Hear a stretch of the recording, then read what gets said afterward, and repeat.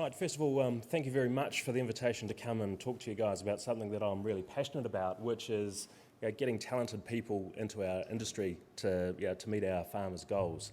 And it was a very sensible thing that you limited me to 20 minutes, because we could go on all day. I am going to take an industry perspective rather than a farm business perspective, and I will spend some time talking a little bit about our history and where we've come from, because I think some of that might resonate with your industry and where you're at. I have learned over time as well that it's a small country, so is there anyone out there with dairy farming interests? Okay, so those people with their hands up, take a quick look at them. Those are the really good employers out there in our industry, and I say that just in case I offend anyone along the way. Look, we've made some great strides in the last 10 or 15 years, but at the same time, you've probably had your own views. You've probably got your own views of the dairy industry, formed through the press and what have you. Yeah, we've got to acknowledge that we've got a way to go, and it's an ongoing project.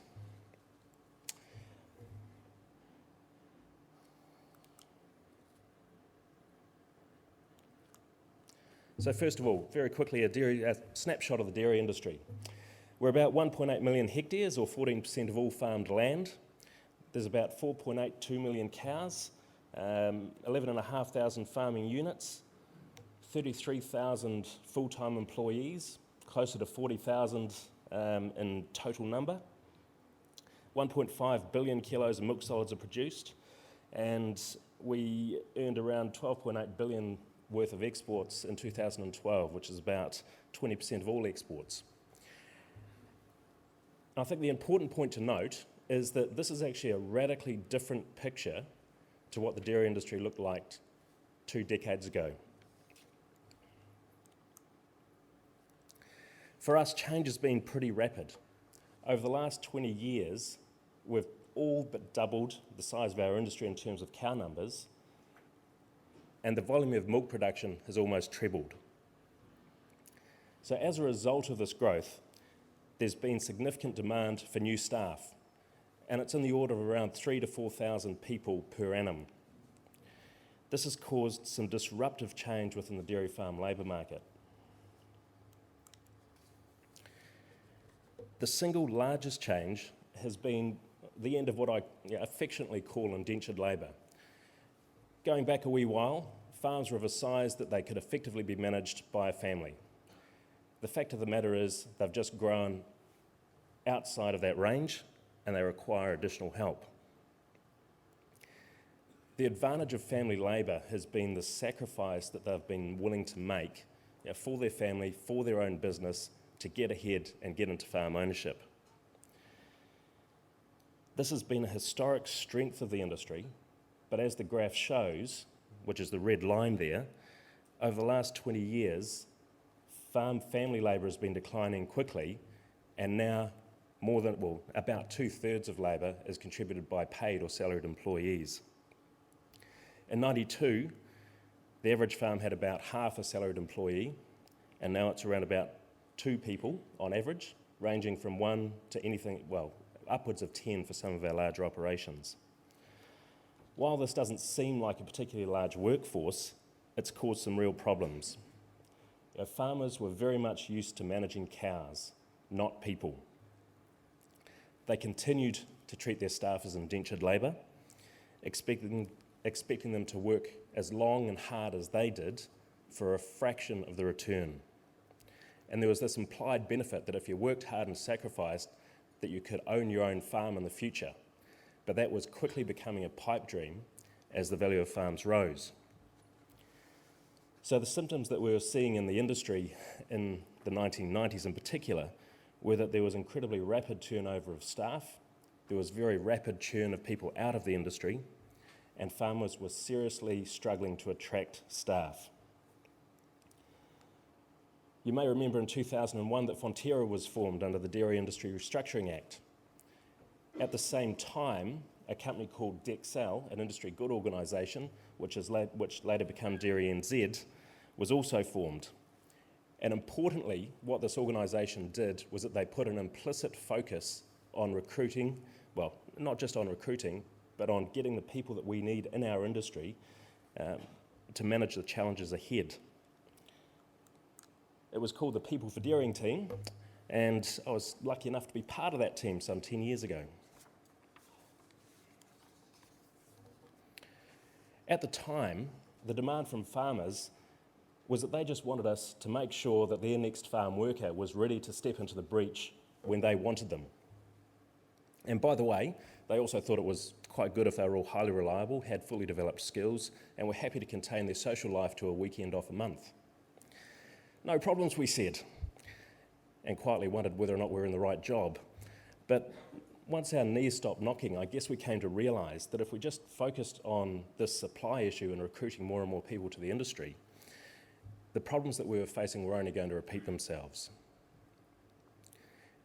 There's a saying in the industry, there's a saying that you get the workforce that you deserve. And that's a saying that we took pretty seriously. So we decided to do a systemic review of our industry to make sure that we deserved the sort of workforce that would help deliver on farmer goals and aspirations. So we took a systemic approach. We decided we needed to reframe the industry. Dairy farming, there's a view of a dairy farming job within the dairy industry. It looks like 60 hours a week and getting up at 6 o'clock or 5 o'clock in the morning and finishing at 5 o'clock at night. And it's attractive to a small percentage of the population.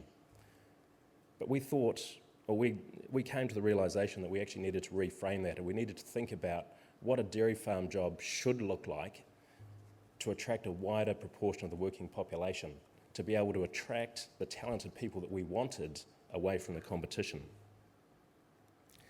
And the challenge that we faced is that if you ask the people in the industry how to do that, they just don't have the answers. They've got a lot of thoughts and ideas and opinions, but ultimately they don't have the answers because they are entrenched in industry values and views.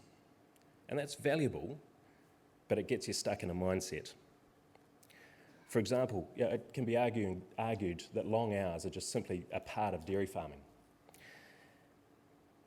In actual fact, they're a reflection of staffing levels that the farmer chooses, on-farm and processing infrastructure, the farm system selection, farming motivations, and debt level of the farm. So long hours are not mandatory. They actually just help the farming family get ahead as quickly as they can. So we asked these 4 questions. Is it the job that's the problem? Is it the employee? Is it the employer? Is it the manager? Or is it the infrastructure? So we set about analysing the system using those questions and drew on a range of perspectives from existing staff in the industry, from people allied in the industry, but more importantly, we spent a lot of time talking to the people that we hoped we could recruit to be tomorrow's farmers and heard what they had to say. The message that came out loud and clear for us was that we needed to provide decent work now. This promise of farm ownership some 20 or 30 years down the track wasn't a direct enough incentive. We also came to understand that competition for talented people is real and we needed to meet the market. So the findings from this phase actually form the basis of the strategy that's still in play today. So what are we doing? This is going to sound really obvious, but it's critical that people are embedded in the strategy. And I was really pleased to hear the chairman talk about the strategy that sits with Seafood New Zealand. In the dairy industry strategy today, we actually have 2 out of 10 goals that are explicitly about attracting talented people and providing quality work environments. And without this level of focus, it's way too easy just to dismiss this requirement and refocus on technical issues which might be slightly more urgent. Getting the right people into the industry and managing them well is the key to our ongoing productivity growth. As we've talked about earlier, we've spent quite some time quantifying the problem and we continue to do so. Then we started on retaining people, fixing the proverbial leaky bucket. Apart from that, we're relatively cheap, and it's a lot cheaper to retain the people that you've got than it is to attract new ones. And we focused on both employers and employees, but through different pathways. For employees, the focus was on terms and conditions, empowering their employer to be a better manager, defining career paths so they could see how they could progress in the industry and see a future in it, and by celebrating success in the form of the Dairy Industry Awards. And we shouldn't underestimate the scale of this challenge. Early on, I was doing some farm visits, and one of the things we were doing was talking to some staff members around the place. And I asked this bloke, well, how do you know you're doing a good job? And if you assume that feedback and understanding that you are doing a good job is a primary motivator of most staff, the response I got was quite alarming. He thought about it for a wee while and he said, well, no one's yelling at me, so I guess I must be doing okay. I don't know if that rings true with any of you guys around. For owners, the focus was quite different. We've actually started looking at issues like health and well-being, because the longer somebody is fit and able to continue in the dairy industry, the longer we can retain their skills and their productivity. And a big part of that's actually been about the physicality of the job. Our next focus was on training industry participants, both on farm and in the support industries, so the advisors to farmers. The focus has been on developing fit-for-purpose qualifications and driving demand for those qualifications. Then we got on to attracting new people, and we have done a lot of work in this area over time. And one of our partners in that, Ministry of Done, spoke to you earlier on. Seriously hope that your new job with Seafood New Zealand isn't detracting from your work with the dairy industry. One of the biggest investments we make in this area, and you guys have been talking about it in a number of the presentations this morning, is the confidence that we build with the community in the dairy industry. This is absolutely critical to convince the key influencers out there, the parents, the teachers, the careers advisors, the aunts and uncles and peers, that their friends and their kids should come and work in the dairy industry, or at least their dream of working in the dairy industry shouldn't be quashed at an early stage. And we've done this through talking about the benefits of working in the industry, through showing how people can progress and the sort of money they can make, through trying to establish pride in the dairy industry. You might have seen the ads, they just haven't got enough Kiwis. It's about getting New Zealand to have pride in what is a world-leading industry.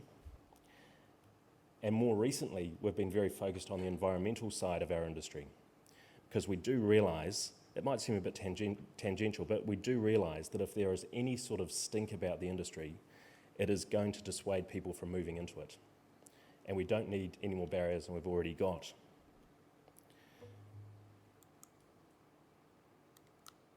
And lastly, we needed to support change. We needed to make sure it stuck through providing the research and advisory capacity and developing institutional structures that would make sure that this change didn't go away overnight.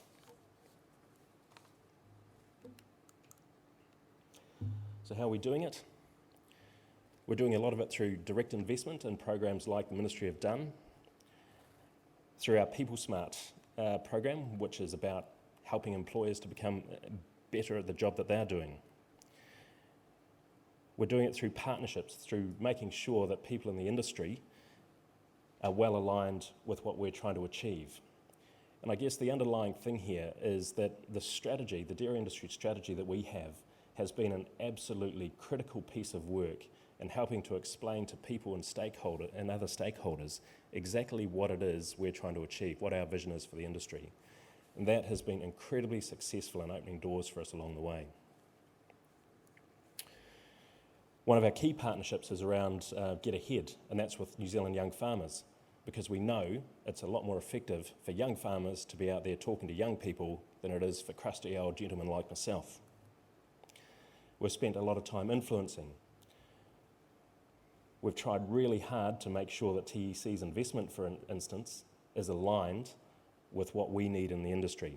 So that's from both the primary ITO and from the universities around the place to make sure we've got the capability in all areas of our sector to meet the challenges of the future. We've invested a lot in farmer networks as well. because we know that it is far more effective if farmers lead themselves or lead their peers along the journey that we need to make. And as I mentioned, we've spent some time working on industry structures, for example, accreditation of rural professionals, so that we can be confident that when they're talking to their clients, they bring a certain degree or a certain level of professionalism around people management to those conversations. And lastly, communications. Contrary to popular belief, not all publicity is good publicity. And the comms team have a critical role to play in celebrating success and helping us to build that confidence that we need with the community. And that's a real challenge when the media is obsessed with the sensational. So good people are critical there.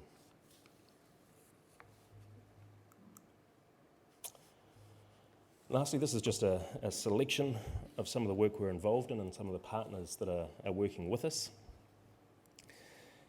I'm not sure if you recognise any of it. Hopefully you do. Hopefully we've been moderately successful in getting it out and about.